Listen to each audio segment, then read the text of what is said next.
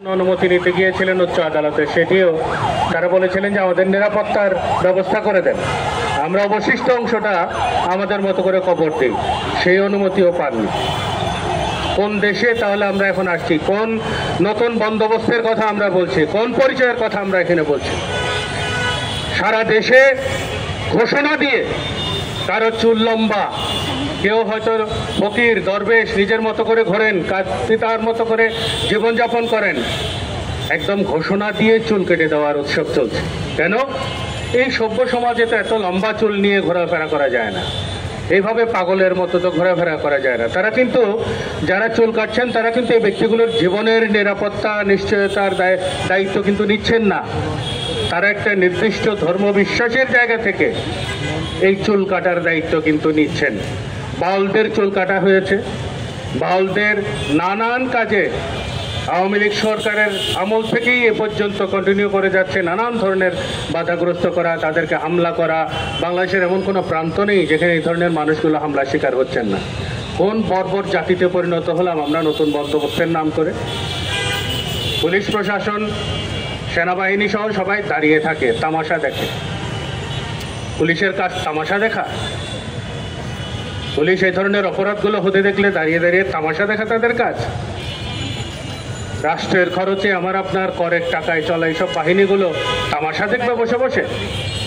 এমন একটি ঘটনা দেখান তো যে ঘটনাটায় প্রোঅ্যাক্টিভলি আগে থেকে গোয়েন্দা তথ্যের ভিত্তিতে তারা কোনো ঘটনা প্রতিহত করতে পেরেছেন।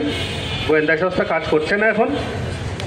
সাতটি গোয়েন্দা সংস্থা বাংলাদেশে নির্দিষ্টভাবে কাজ করে, তারা এখন কোনোভাবেই কাজ করছেন না। এইসব সংবাদ তাদের কাছে নেই।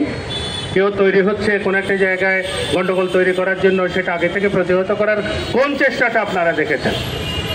তাহলে এই বাহিনীগুলোর যে ধারাবাহিক ব্যর্থতা, সেটাও আইনে অপরাধ হিসেবে বর্ণনা করা আছে। অর্থাৎ যে কাজটি আইন আপনাকে করতে বলছে সে কাজ না করাটা কিন্তু একটা সুনির্দিষ্ট ফৌজদারি অপরাধ। এটা চাকরির ক্ষেত্রে আপনি প্রশাসনিক ব্যবস্থা নেবেন, সেগুলো তো আছেই। ফৌজদারি অপরাধে কার কোথায় কবে কাকে আসলে কোনো প্রশ্নের মধ্যে পড়তে হয়েছে দেখেন তো। বিগত এক বছরে স্বরাষ্ট্র উপদেষ্টার কথা বলছিলেন, যদি জনগণের অভিব্যক্তির কিংবা জনগণের ইচ্ছার কোনো প্রতিফলন এই অন্তর্বর্তীকালীন সরকারে বিন্দুমাত্র থাকতো, তাহলে এই স্বরাষ্ট্র উপদেষ্টাকে নিয়োগের এক সপ্তাহের মধ্যেই তো তাকে বিদায় করা উচিত ছিল।